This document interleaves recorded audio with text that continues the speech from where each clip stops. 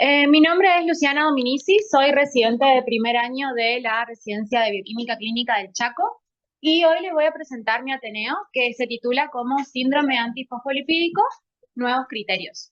Este Ateneo lo desarrollé por mi rotación de hemostasia en el Perrando en el servicio de oncohematología. Voy a comenzar comentándoles los objetivos de este Ateneo, que son principalmente analizar y comparar los criterios diagnósticos de clasificación del síndrome antifosfolipídico desarrollados en el 2006 en comparación con los actuales que se desarrollaron en el año 2023. Vamos a evaluar no solo los criterios de clasificación, sino también las mejoras, los cambios que estos tuvieron y las implicancias clínicas, ya sea en el abordaje diagnóstico, como también en lo que es la gestión terapéutica de los pacientes afectados con este síndrome antifosfolipídico. Voy a introducirlos en una pequeña tabla de contenidos de qué es lo que vamos a desarrollar en este Ateneo. Vamos a arrancar con una definición, conociendo un poco también la fisiopatología, la clínica que se asocia al SAF, el rol que tenemos nosotros como bioquímicos en el laboratorio, comentando desde la preanalítica, las pruebas de laboratorio y la postanalítica.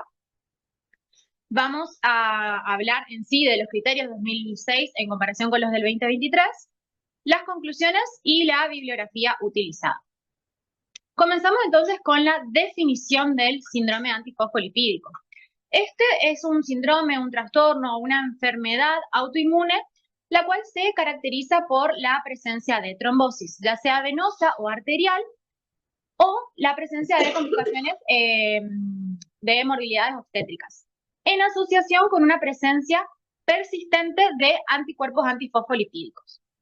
Existen múltiples anticuerpos que se agrupan en esta definición antifosfolipídicos, pero los que son importantes en el síndrome antifosfolipídico, que se incluyen en su diagnóstico, es la presencia de anticardiolipinas, anti-beta 2 glicoproteína 1 y anticoagulante lúpico.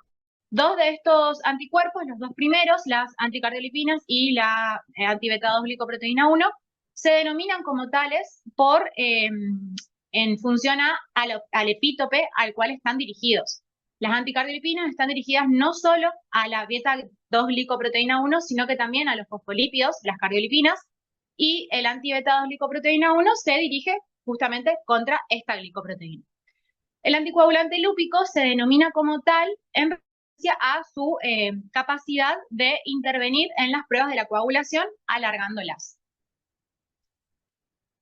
Ya hablando de lo que es la fisiopatología, primero nombrar que, como dije, dos de estos anticuerpos son dirigidos contra esta beta 2 glicoproteína 1. Este es el principal epítope sobre el cual están dirigidos los anticuerpos antifosfolipídicos.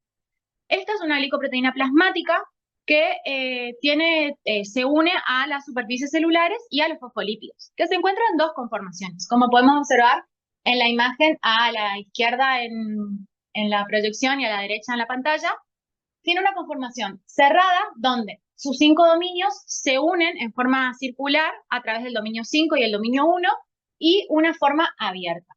Esta forma abierta de la beta 2 glicoproteína 1 lo que hace es exponer un punto crítico en el dominio 1 al cual son afines los anticuerpos antifosfolipídicos. Al unirse, dimeriza la glicoproteína, o sea, se une a dos glicoproteínas 1 formando un dímero con unión al anticuerpo. Este complejo, una vez que se forma, se va a unir a las superficies celulares de distintas células, ya sea células endoteliales, monocitos, plaquetas, también se une a los trofoblastos. Al unirse a estas superficies celulares, lo que hace es exponer distintas moléculas, como por ejemplo E-selectina o factor tisular. La presencia de la E-selectina permite que los neutrófilos se activen y liberen las NETs, las trampas extracelulares de neutrófilos, que estas aportan una mayor cantidad en plasma del factor tisular. Entonces, por la activación de los neutrófilos tenemos un estado proinflamatorio. También en las NETs se libera bastante interleuquina 8, favoreciendo este estado. Y la presencia de tanto factor tisular en plasma genera que se active la cascada de la coagulación, generando un estado protrombótico vascular. Y a su vez, la unión de este complejo antígeno-anticuerpo en las células de los trofoblastos va a afectar a nivel de los trofoblastos y las deciduas, la decidua, generando todo lo que son las complicaciones de las morbilidades obstétricas que se observan en este síndrome antifosfolipídico. Ahora bien, yendo a lo que es la clínica asociada en el SAF, tenemos alteraciones hematológicas. En estas alteraciones hematológicas es muy común observar una trombocitopenia en los pacientes y a su vez se puede encontrar pacientes que presenten en conjunto anemia hemolítica o anemia microangiopática trombótica, que también la presencia de estas puede llevar a la siguiente clínica asociada, que son las complicaciones renales. Pueden haber complicaciones renales secundarias a esta anemia microangiopática trombótica, pero también pueden haber las alteraciones que se observan en un síndrome nefrótico, es decir, proteinuria en rango nefrótico, una hipertensión a nivel de la vasculatura renal y, bueno, habiendo entonces fallo renal. Hay complicaciones cardíacas. Las complicaciones cardíacas son más que nada a nivel de las válvulas y la sintomatología que se genera en los pacientes es muy similar a la que se observa en endocarditis. Se observan complicaciones dermatológicas, que en esta es muy común observar en los pacientes a lo que se conoce como lívido reticularis o lívido racemoso. Eso es una imagen que hace referencia a qué es el lívido reticularis o racemoso. La diferencia entre estos es que ambas son vasculopatías, pero una es irreversible, que es la racemosa, y la reticularis es reversible. Y estos son como patrones irregulares que se observan de color rojo violáceo, que es justamente por los daños de la vasculatura. Y por último tenemos las alteraciones neurológicas, que estas alteraciones neurológicas son bastante frecuentes cuando la trombosis que se genera en los pacientes es arterial.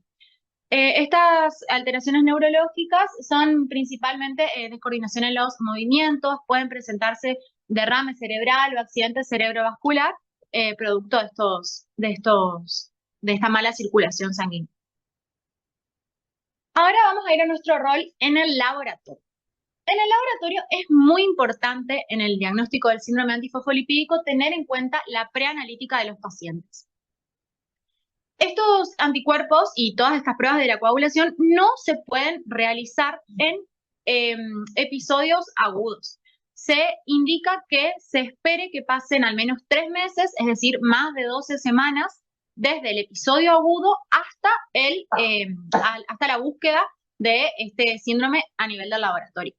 Tampoco se puede realizar en presencia de infecciones, pacientes embarazadas, pacientes tratados con corticoides o anticoagulantes. ¿Por qué?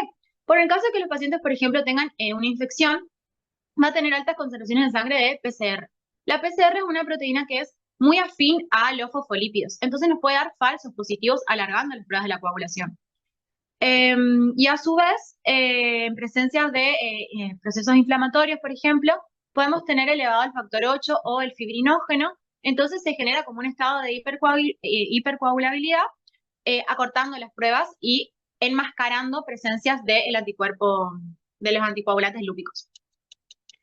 Las condiciones del paciente que se deben presentar es que el paciente tenga unas 6 horas de ayuno por lo menos y se haga la extracción de sangre por la mañana, indicando al paciente un reposo de 10 a 15 minutos aproximadamente previo a la extracción de sangre.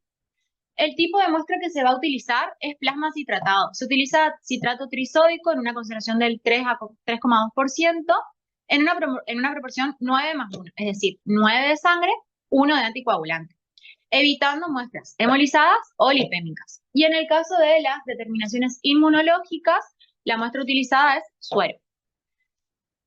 Las condiciones de almacenamiento, lo ideal es que el plasma esté fresco a temperatura ambiente y se procese dentro de las 4 horas posteriores de la extracción. De no ser posible, el plasma se puede congelar a menos 20 grados centígrados, pudiendo trazar un poco más la determinación. Lo ideal igual es que se haga dentro de la siguiente semana. Bueno, a modo de comentario el algoritmo, pero después vamos a ir profundizando más en cada una de las pruebas, tenemos pruebas de screening. Estas pruebas de screening, la principal característica y lo que yo quiero que se queden para poder comprender un poco más lo que sigue adelante, es que las pruebas de screening se caracterizan por tener una baja concentración de fosfolípidos, ¿sí? Eso es necesario para que se pueda evidenciar el anticoagulante lúpico. Si estas pruebas de screening no son anormales, se puede descartar la presencia del anticoagulante lúpico. Si son anormales, podemos pasar a lo que es la corrección, es decir, la prueba de la mezcla del plasma del paciente con un plasma normal o, idealmente, un pool de plasmas. Si esta corrección se da, es decir, corrige, se descarta la presencia del anticoagulante lúpico y podemos estar hablando más bien de un déficit de factores, por ejemplo. Y en el caso de que no corrija, podemos pasar a lo que es la prueba confirmatoria. Estas pruebas confirmatorias, a diferencia de las pruebas de screening, se caracterizan por tener una alta concentración de fosfolípidos. Esto lo que permite es neutralizar el anticoagulante lúpico.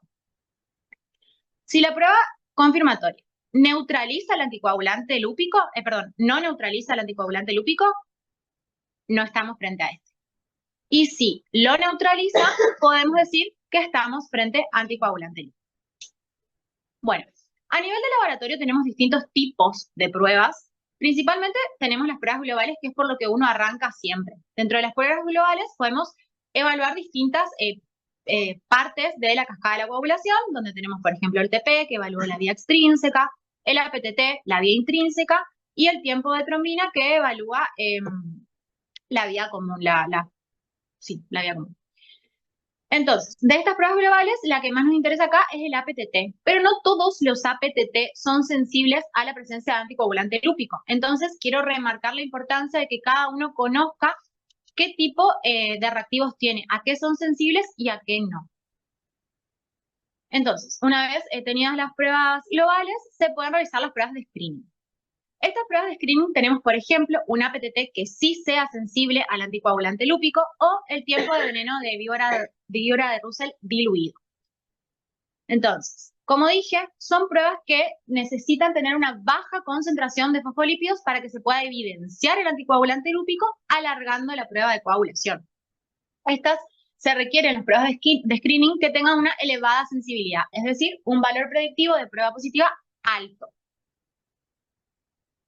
¿Qué importa en estas pruebas de screening? Como dije, la concentración de los fosfolípidos, el origen de los mismos, pueden ser de placenta humana, pueden ser de cerebro bovino, de cerebro de conejo, o bien recombinantes sintéticos de, por ejemplo, soja vegetal. Y a su vez, su composición, es decir, si están libres, si están como micelas, como liposomas, y de qué están compuestos, porque puede ser fosfatidilcerina, fosfatidilcolina y demás. Es decir, conocer qué reactivos estamos utilizando. Una vez que tenemos las pruebas de screening, como dije, si estas pruebas de screening son positivas, se pueden realizar las pruebas de mezcla. Las pruebas de mezcla se puede observar. Se realizan mezclando partes iguales del plasma del paciente con, idealmente, un pool de plasmas de 20 pacientes. Lo que se permite al tener el pool de plasmas de 20 pacientes es estandarizar, estos pacientes, son normales y elegidos de forma crítica. Lo que se logra es estandarizar que todos los factores de la coagulación en ese pool estén presentes en una concentración mayor al 80%. Entonces, al mezclar en partes iguales el plasma y el pool, lo que queremos ver es si esa prueba de screening corrige o no corrige. Corrige sería que su tiempo de coagulación esté dentro de los rangos normales. Y si esto sucede, es porque el pool está aportando cualquier déficit que el plasma tenga, por ejemplo, de algún factor. Entonces, ahí se descartaría el anticoagulante lúpico. Si esta prueba de mezcla no corrige, es decir, si sigue alargada la prueba, podemos establecer que estamos en la presencia de un inhibidor, que ese inhibidor también inhibe los componentes aportados por el pool de plasma. Entonces, los resultados de la prueba de mezcla, igual ahora vamos a hablar un poco más de esto, pero pueden expresarse de distintas formas, pero los más utilizados o más recomendados en las guías son la razón normalizada de la prueba de mezcla, que sería el tiempo de coagulación de la prueba de screening realizada de la mezcla dividido el tiempo de coagulación del pool.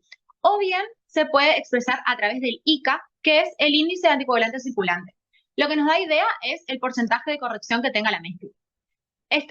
La fórmula que se presenta en esto es el tiempo de coagulación de la mezcla menos el tiempo de coagulación del pool dividido el tiempo de coagulación del paciente, del plasma del paciente. multiplicado por 100. Esto nos dice el porcentaje en el cual corrigió la muestra. Después de las pruebas de mezclas, una vez que vemos que no corrija, se puede realizar las pruebas confirmatorias de la coagulación. Existen distintos tipos de pruebas confirmatorias. Una de estas son las pruebas independientes. Las pruebas independientes se denominan así porque no tienen una prueba en paralelo, un screening de forma comercial que tenga su mismo principio. Pero bueno, la voy a nombrar de igual manera, que sería, por ejemplo, la prueba de neutralización con plaquetas lisadas. Básicamente el principio es que a través de procesos de ciclos de congelación, descongelación, 3 ciclos, se lisan las plaquetas y estas van a ser las que, a través de su lisis, aportan ese medio rico en fosfolípidos que van a permitir neutralizar el anticoagulante lúpico y poder confirmar su presencia. Después tenemos las pruebas integradas, que las pruebas integradas lo que hacen es mezclar el screening, la mezcla y la confirmatoria en un mismo paso, como por ejemplo la neutralización en fase hexagonal. Esto lo que hace es hacer la prueba confirmatoria directamente sobre la mezcla, es decir, del plasma del plasma y el pool en partes iguales. Y lo hace de forma de screening gracias a que va a realizar la prueba con la mezcla y un buffer, más los reactivos necesarios, y luego va a realizar la prueba en la mezcla en combinación con estos fosfolípidos en fase hexagonal. Los fosfolípidos son la fosfatidiletilenamina. Entonces, al realizar la prueba en un medio bajo en fosfolípidos, como con el buffer, y un medio rico en fosfolípidos, con estos fosfolípidos en fase hexagonal, ya estamos haciendo el screening, el confirmatorio y la prueba de mezcla al mismo tiempo. Y otra forma de realizar esto de cierta manera es las pruebas pareadas, que son las que se realizan en el servicio de oncomatología. Estas son pruebas de un principio idéntico que se van a realizar en paralelo, es decir, un tiempo de veneno de víbora de Russell diluido con una baja concentración de fosfolípidos y su confirmatorio con alta concentración de fosfolípidos. Por ejemplo, es el tiempo de veneno de víbora de Russell diluido. Entonces,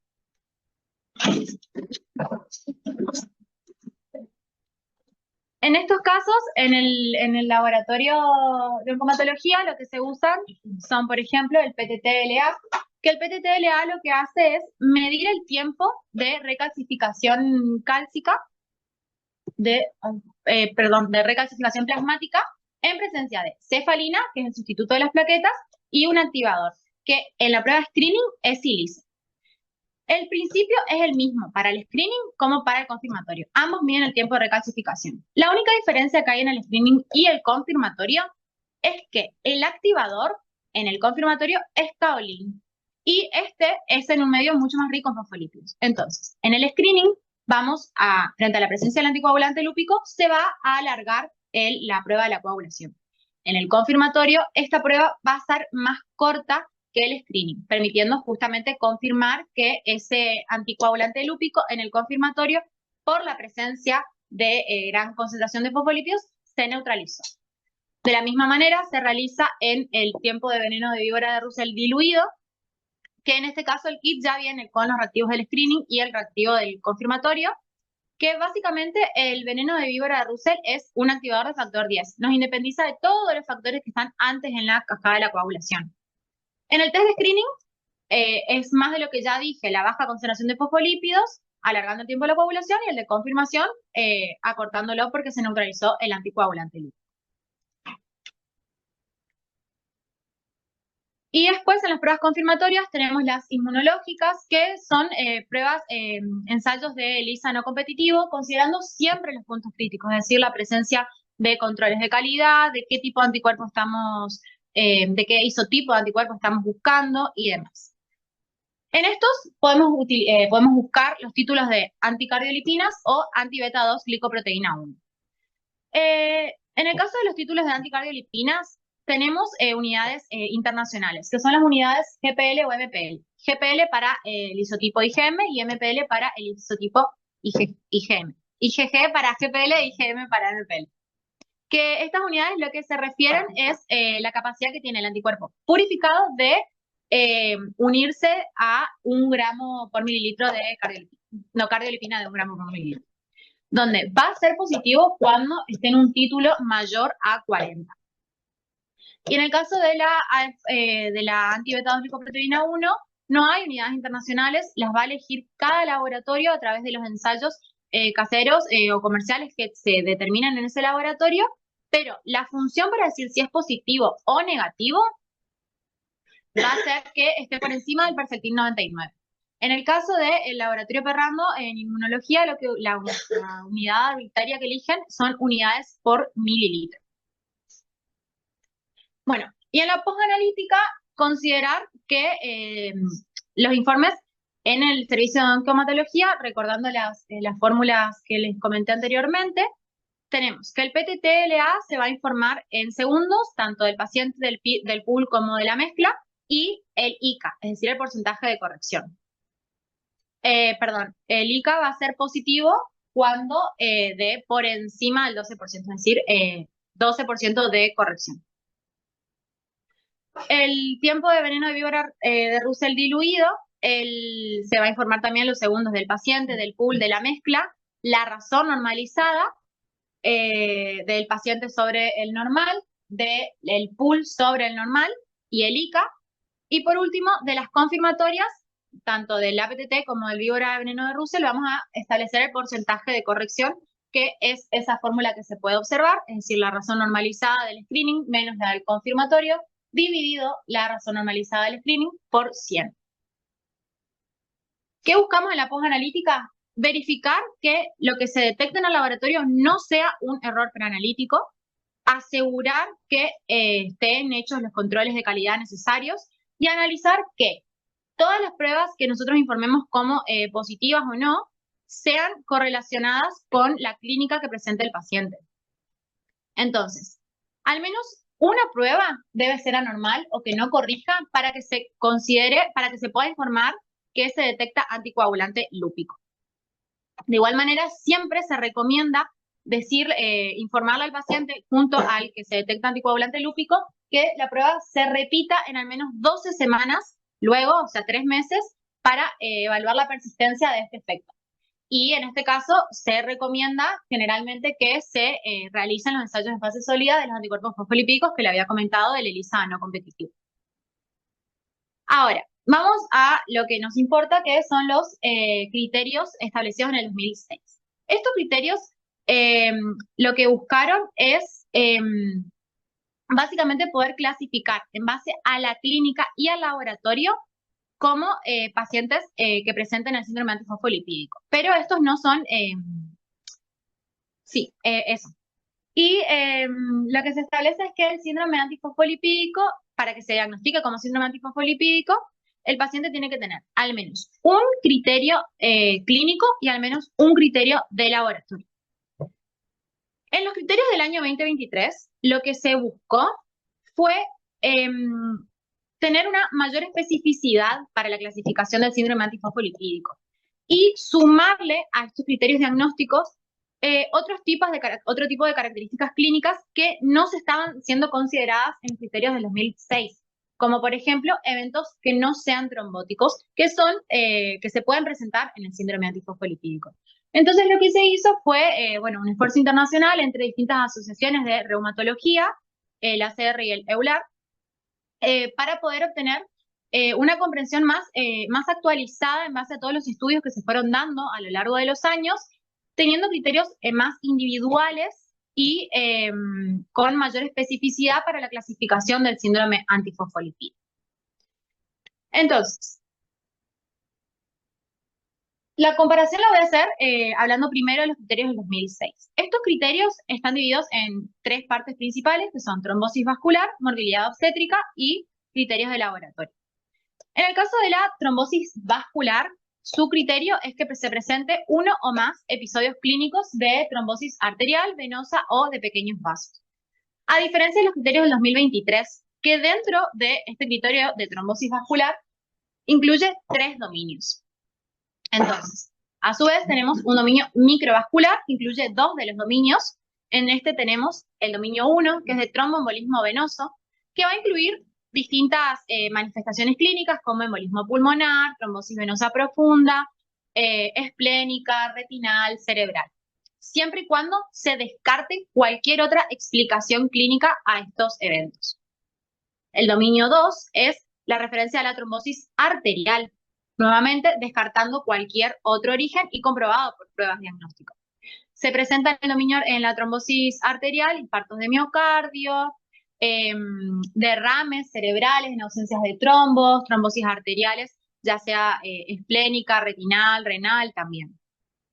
Y en lo que es el dominio macrovascular, es el dominio 3, tenemos dos partes. Una parte de sospecha, que habla del examen físico, del laboratorio, la clínica y las imágenes, y uno establecido. Es cuando ya está presente la sospecha y se presentó la patología por esta sospecha.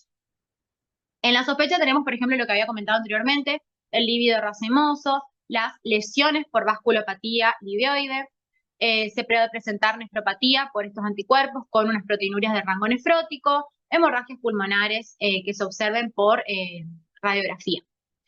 Y en la parte de lo establecido se hace referencia cuando ya se hace presente la patología, como por ejemplo la vasculopatía livioide, la trombosis de los pequeños vasos, una hemorragia pulmonar que se puede observar a través del lavado broncoalveolar y demás. Ya pasando a lo que es la morbilidad obstétrica, en los criterios del 2006 hace referencia a 3 puntos. La morbilidad obstétrica hace referencia a una o más muertes inexplicadas de un feto que es morfológicamente normal. Que sea, esta muerte inexplicada tiene que ser durante o después de la 10ª semana de gestación.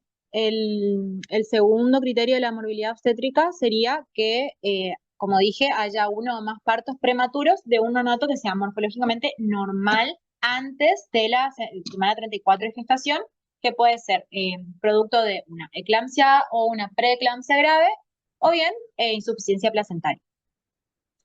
Después, el último punto que se incluye en el criterio de morbilidad obstétrica del 2006 es la presencia de 3 o más abortos que sean espontáneos y consecutivos, donde antes de la semana 10 de gestación, donde se presenten anomalías, tanto anatómicas del feto como hormonales maternas.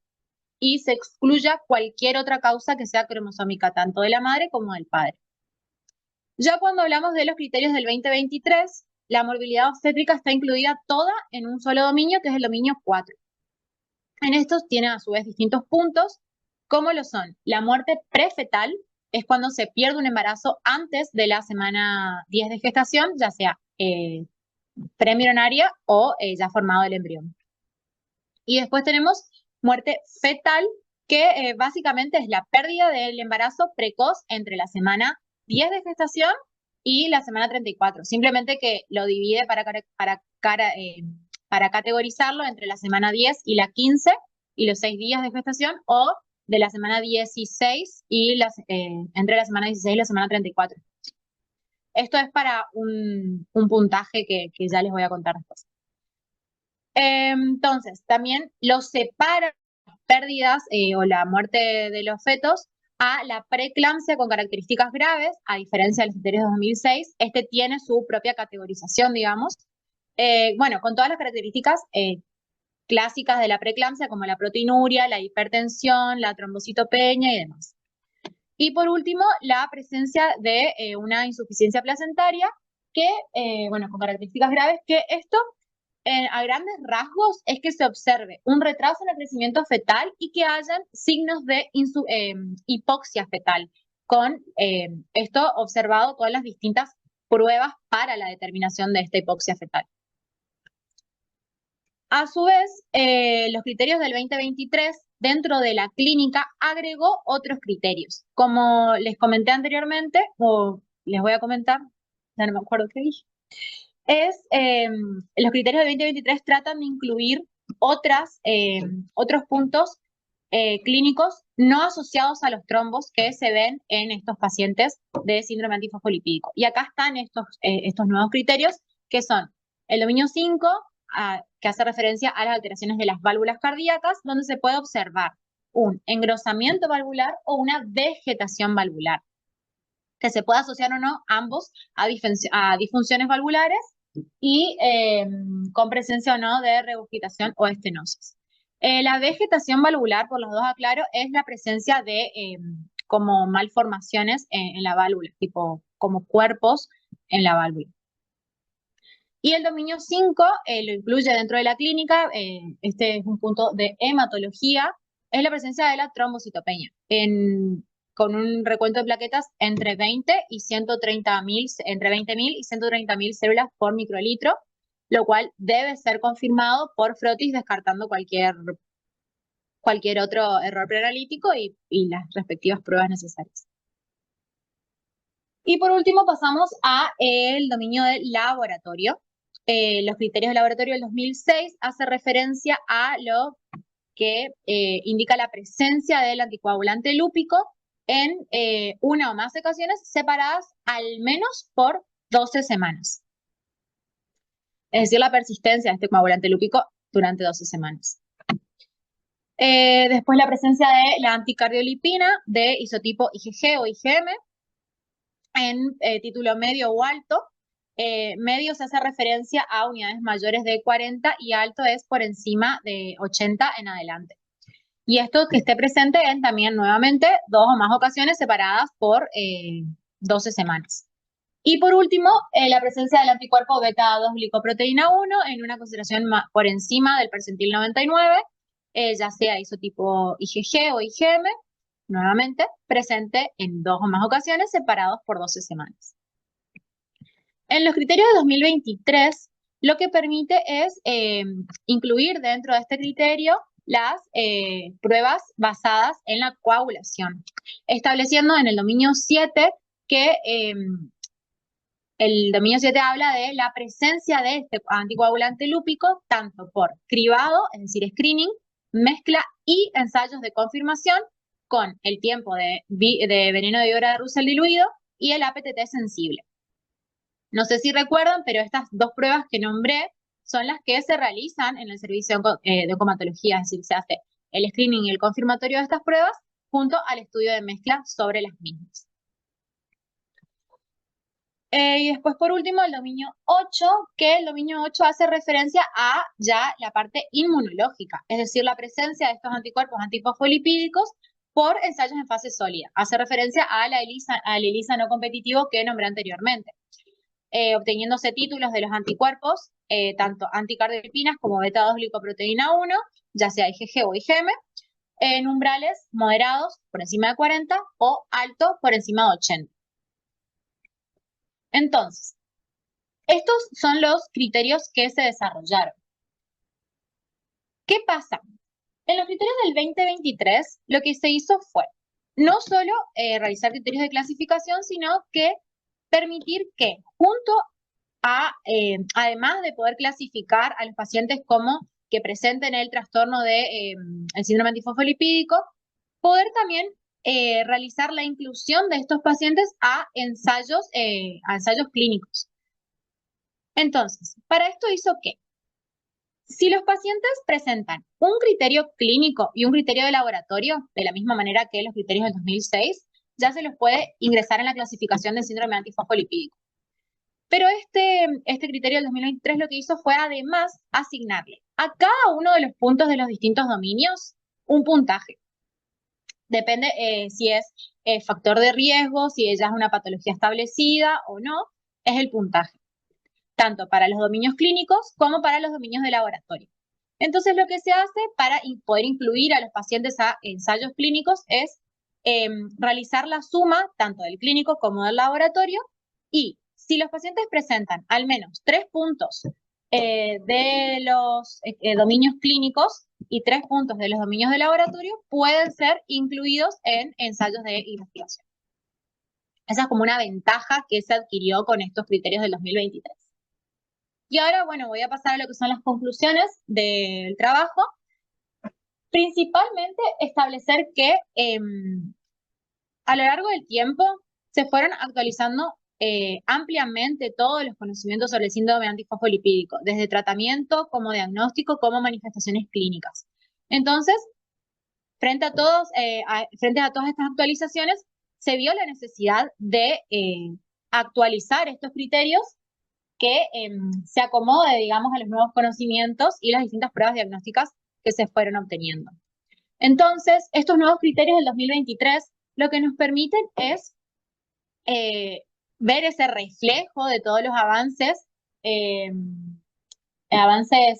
tanto tecnológicos como de conocimientos, permitiendo que al paciente se lo aborde de una manera mucho más adecuada y mucho más individual, abriendo la puerta a distintos tratamientos más personalizados, mejorando los resultados que se van a ver en los pacientes. Y también me gustaría recalcar en estas conclusiones la importancia que tiene la investigación continua y la adaptación de todas las guías clínicas, de diagnósticos y de clasificaciones a esa investigación continua, garantizando que estas investigaciones sigan siendo importantes y el tratamiento de los pacientes sea mucho más efectivo. Esta es la bibliografía utilizada y muchas gracias.